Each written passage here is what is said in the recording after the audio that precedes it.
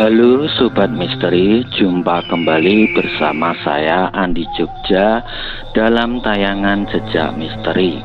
Pada tayangan Jejak Misteri kali ini saya ingin mengajak Sobat Misteri untuk membahas jejak misteri yang ada di Panggung Krapyak, yang tepatnya berada di daerah Krapyak Kulon, Panggung Harjo, Sewon, Bantul, Yogyakarta. Tapi sebelumnya jangan lupa tekan like, subscribe, serta tombol loncengnya agar Sobat Misteri bisa mendapatkan konten-konten jejak misteri yang menarik serta terbaru pastinya. Yogyakarta banyak sekali menyimpan filosofinya, dan salah satu sumbu filosofis yang ada di Yogyakarta adalah garis imajiner Kasultanan Ngayogyakarta Hadiningrat. Garis poros imajiner ini adalah sebuah garis lurus yang menghubungkan Gunung Merapi yang ada di bagian utara dengan pantai Parangkusumo yang ada di Laut Selatan, dengan melewati Tugu Golong Gilig, Kraton Ngayogyakarta Hadiningrat, dan Panggung Krapyak. Panggung Krapyak sendiri dibangun pada tahun 1760 Masehi pada masa Kesultanan Mataram oleh Sri Sultan Hamengkubuwono yang pertama, atau yang biasa dikenal dengan nama sebutan Pangeran Mangkubumi. Bangunan Panggung Krapyak yang panjangnya berukuran 17,6 meter dan lebarnya 15 meter serta tingginya 10 meter ini lokasinya 1 kilometer berada di sebelah selatan Kraton Ngayogyakarta Hadiningrat. Pada zaman dahulu, Panggung Krapyak ini dijadikan sebagai tempat pos bagi Sri Sultan Hamengkubuwono yang pertama saat sedang berburu, sekaligus sebagai tempat untuk pertahanan dari binatang buas dan tempat beristirahat saat berburu. Konon, menurut cerita yang ada, zaman dahulu Pangeran Mangkubumi atau Sri Sultan Hamengkubuwono yang pertama ini sangatlah gemar sekali dalam berburu, terutama berburu rusa atau menjangan. Pada saat itu di hutan Krapyak ini pun dahulu banyak sekali ditemukan binatang liar rusa atau menjangan. Oleh karena itu, Panggung Krapyak ini pun biasa dikenal oleh masyarakat sekitar dengan sebutan kandang menjangan. Bangunan Panggung Krapyak ini sendiri berbentuk kubus yang terdiri dari 2 lantai, yaitu lantai yang berada di bawah dan lantai yang berada di atas. Pada bangunan bagian bawah terdapat 4 sisi. Di setiap sisi terdapat sebuah pintu dan 2 buah jendela yang posisinya berada di kanan kiri pintu.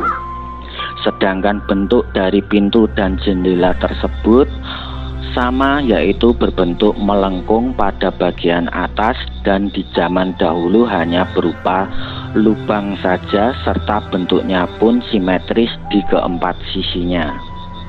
Di dalam bangunan bagian bawah ini terdiri dari 4 ruangan, dan di setiap ruangan yang ada di bagian bawah ini pun dihubungkan dengan 2 buah lorong, yaitu lorong dari utara ke selatan dan dari barat ke timur. Pada bagian atas Panggung Krapyak ini pun berupa tempat yang terbuka dan dibatasi oleh pagar di keempat sisinya. Pada zaman dahulu, bagian atas Panggung Krapyak ini digunakan sebagai tempat mengintai untuk berburu binatang yang ada di hutan Krapyak dari atas bangunan Panggung Krapyak. Selain itu, di bangunan bagian atas ini pun juga biasa digunakan oleh Sri Sultan Hamengkubuwono yang pertama dalam memantau ketangkasan berburu para prajuritnya. Panggung krapyak atau kandang menjangan ini dahulu juga digunakan oleh prajurit Keraton Kasultanan Mataram sebagai pos pertahanan yang berada di wilayah selatan. Konon di zaman dahulu dari atas panggung krapyak ini bisa digunakan oleh para prajurit Keraton Kasultanan Mataram sebagai tempat untuk memantau pergerakan musuh yang berada dari arah selatan.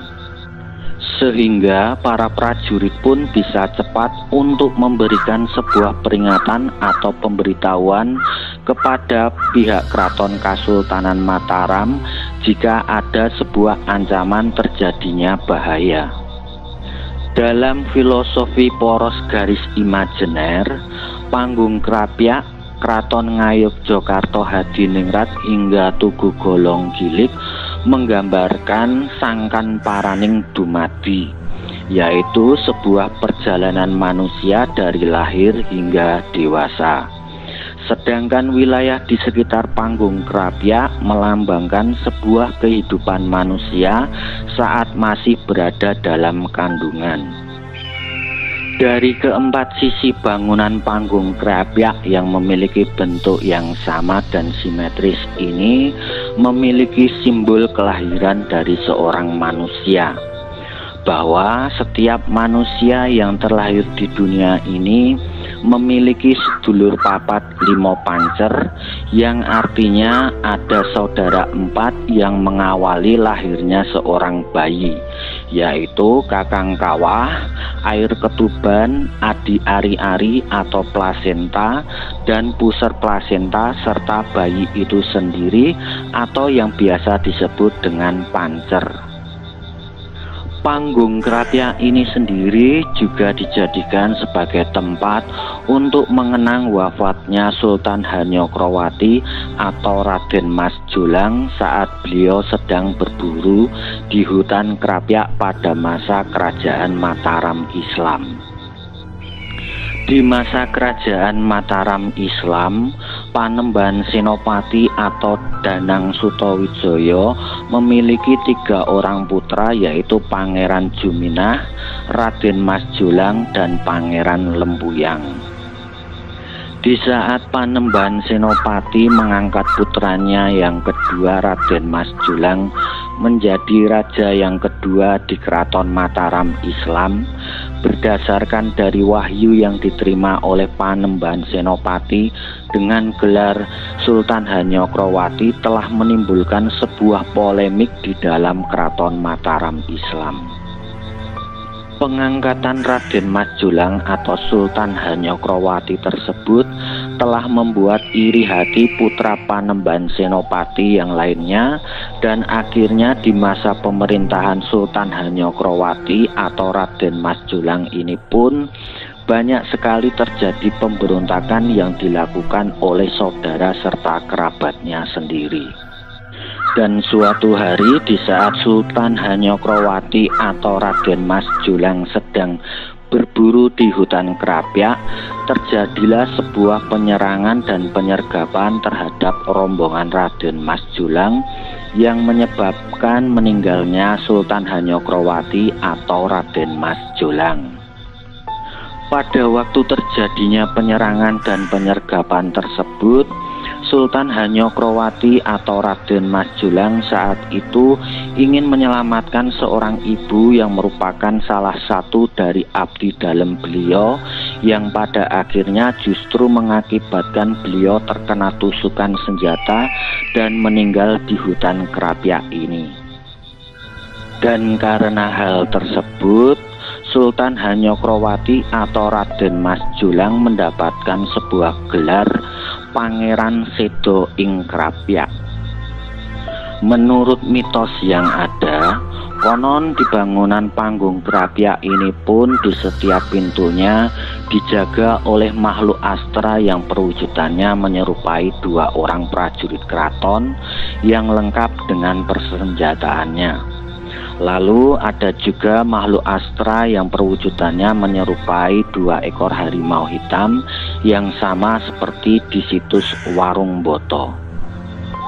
Marilah kita jaga peninggalan warisan sejarah dan budaya leluhur ini agar kedepannya panggung Krapyak ini bisa tetap lestari dan bisa memberikan manfaat bagi warga sekitar serta bisa menjadikan sebuah bukti dari sejarah peradaban bangsa ini.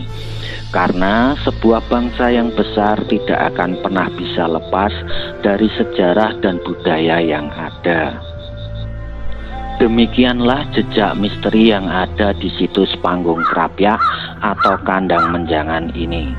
Jangan lupa like, subscribe, share, dan tekan tombol loncengnya agar tayangan jejak misteri ini bisa berkembang. Percaya menapa mboten, sumangga terserah panjenengan.